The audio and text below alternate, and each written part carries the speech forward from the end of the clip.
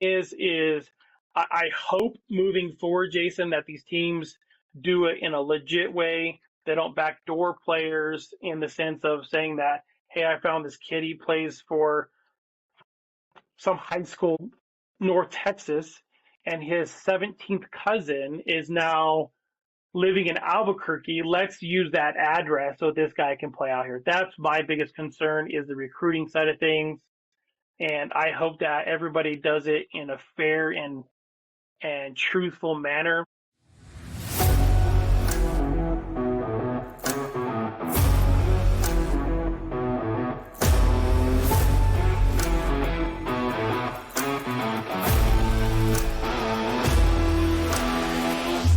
I'm here with Jason Hengst.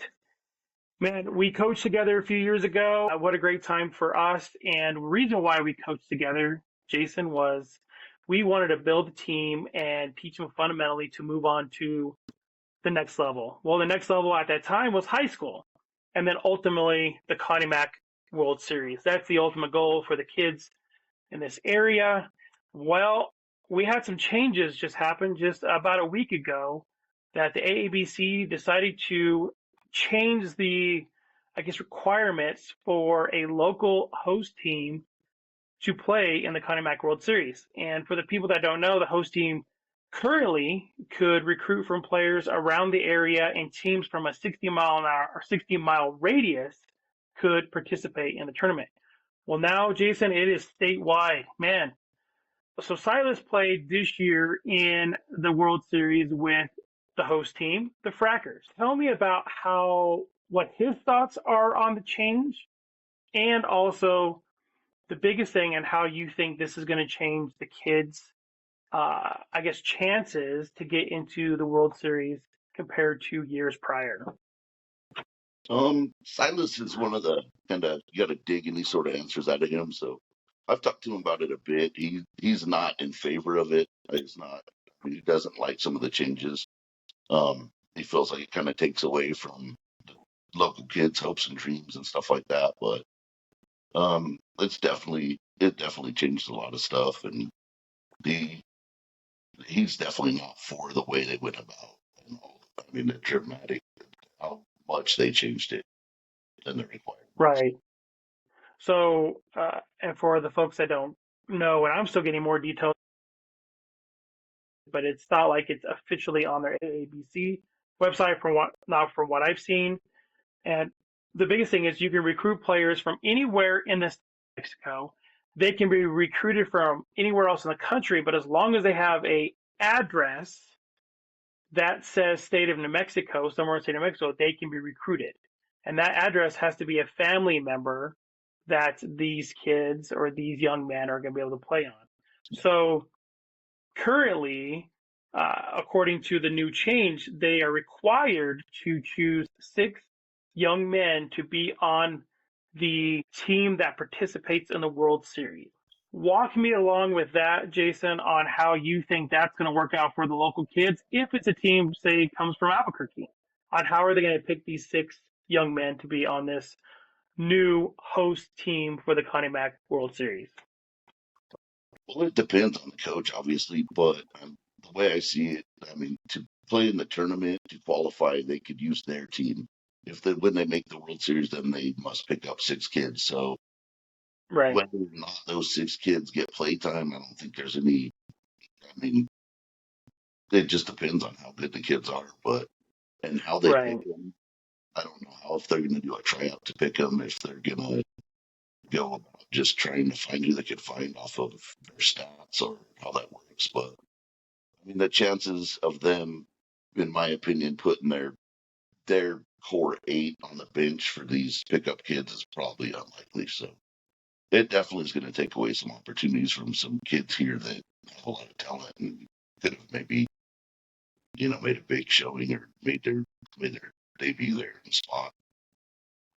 Right. And no, I do not disagree with that interpretation of how things may, turn out. But do you also think that by putting this pressure on these young men, these players that play here locally, all the way up to Durango and, Cortez and as far as our arm can reach in this area. Do you feel like it puts pressure on them to get better so that they can ensure that their participation continues on in the World Series? Yeah, I mean, in a way, I mean, it definitely, it's like anything you cut back on the allowances you have, then you gotta be really one of the top. That's back the number of kids, and you gotta perform really well to be in that six or even be looked at for that six. Right, right. So, in saying that, now we have this big, really an opportunity. I'm going to be the positive side right now. I'm going to say an opportunity for these young men to go through the summer league and to play in the now host tournament. And they have an opportunity to prove themselves how well they do on the field. Do you, as a program, do you go outside the box and I don't want to say change the way that things are currently going, and I think changes need to be made. But do they still stay in those little pockets of, the Piedra Vista 505 Panthers and the Farmington Scorpions and, that kind of thing? Uh, do they now divide it out and try to find an all-star team so they can be more competitive? Or do you feel like these teams are going to continue on the same route in hopes that they can win the host tournament? In my opinion, I mean, all truth be told, in a tournament like the qualifier that would be healthier, if we were able to come together and put the best kids in San Juan County on a team, we can compete. We would be able to compete with anybody in that tournament. I mean, the World Series, you'd see a lot better games if they made that. They'd be closer games. Winning the World Series is a huge step, but the qualifying tournament, I truly believe, like, if you look at the five teams that were in Connie Mack this year, there wasn't one that was super dominant. I mean, everyone won games, lost games. There was a lot Right. of really talented kids that did not get to play in the World Series. If you put the best ones, let's say 15 kids around here, got a good collegiate style coach, and I mean, I think that even with these new rules, we could have a San Juan County team win that. I agree. I'm not going to disagree with you at all. And that's a thing that I feel like a lot of the current coaches may have to wrap their head around and maybe have to look at it. Hey, we need to change our way. Yes, we're trying to build our high school program, which is great. There is nothing wrong with that. And I think one thing that Eli Wyatt did was this year was he already did this. He's already built a team around the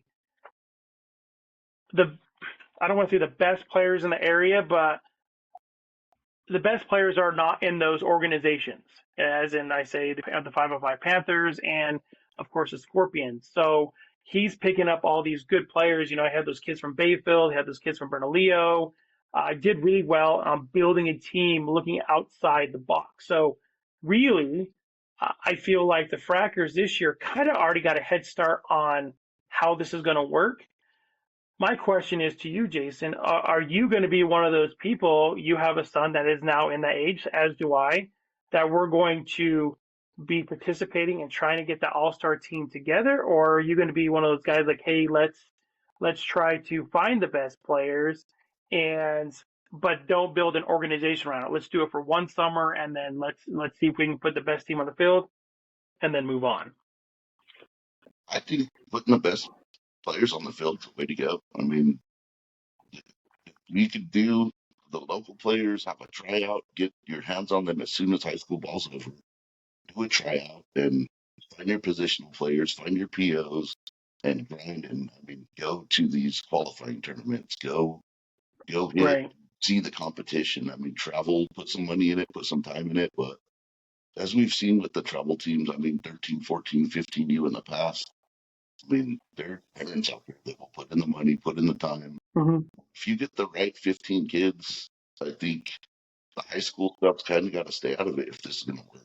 I mean, they've got Right. to understand that, there's the best have to be on that team if you want to compete now.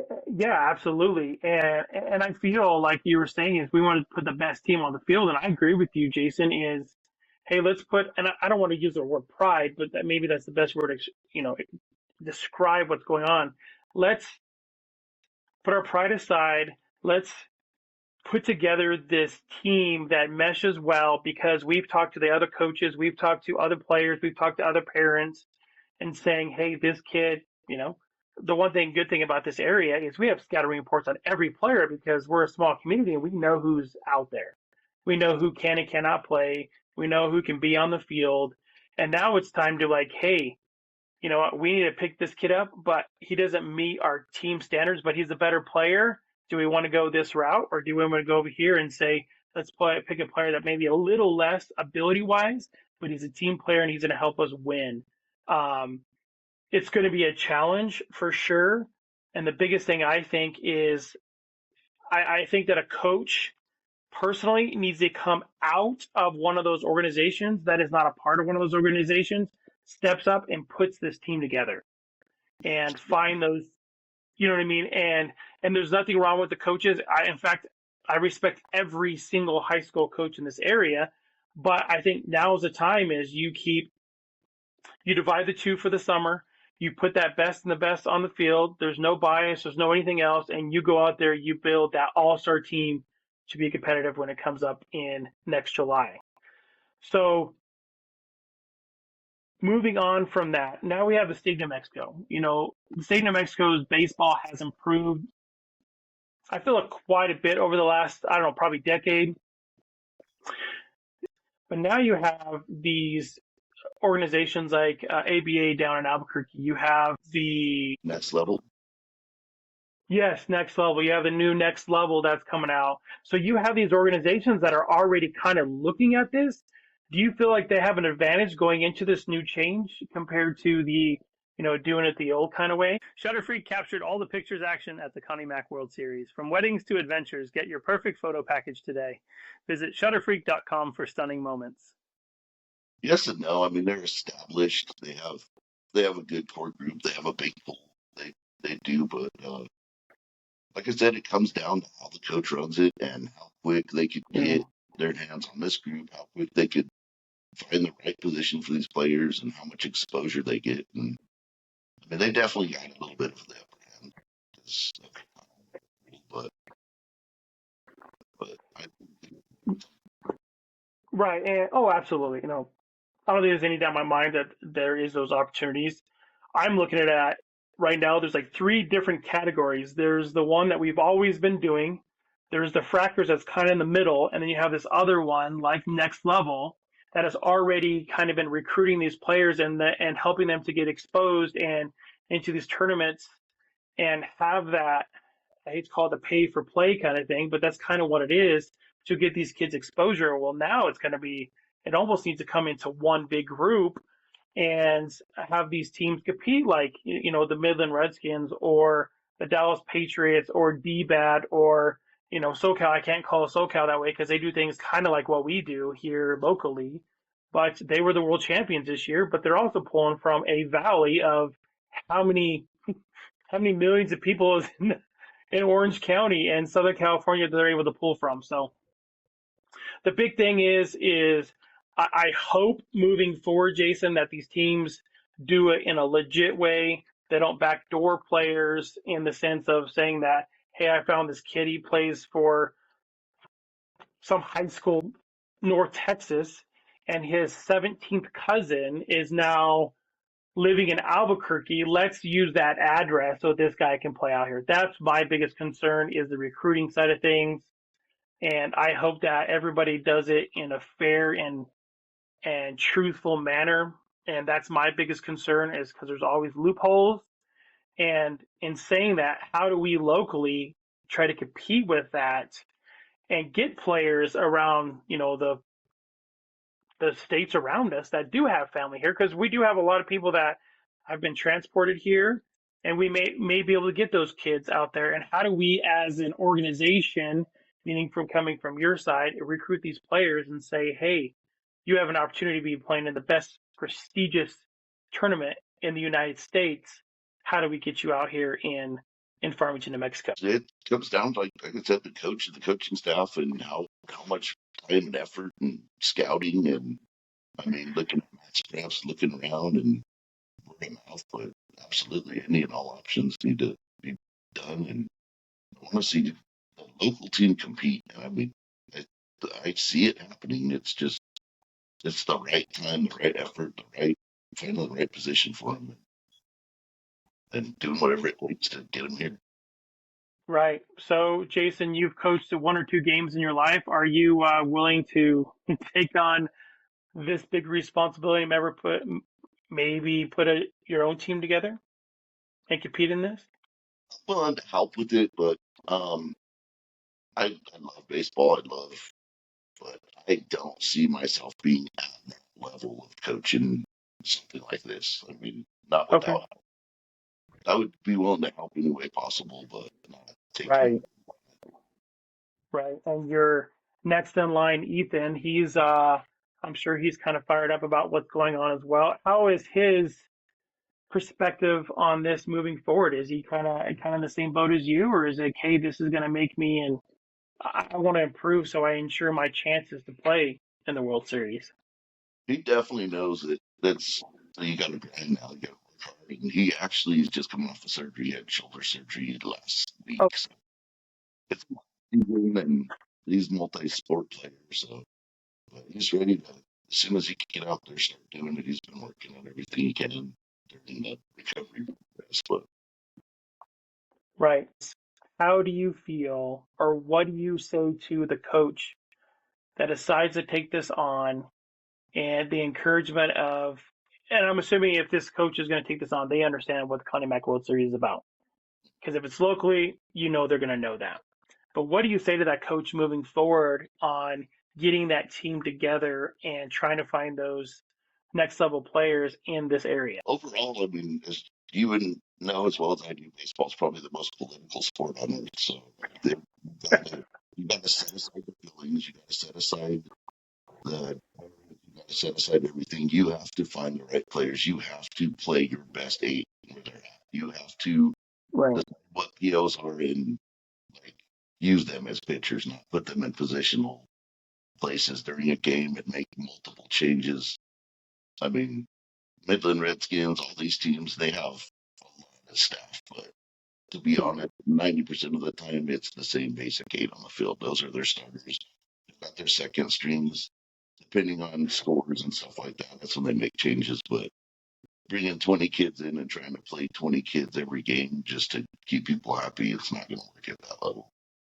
Right. Ultimately, you got to trust that coach that he's making the right decision for the right reasons. Yeah. And last thing I'm going to say, Jason, is whomever that coach is, whoever takes that role on, if it ends up being a coach outside of any of the high school teams here, man, I wish him the best on the upcoming challenges of taking this on.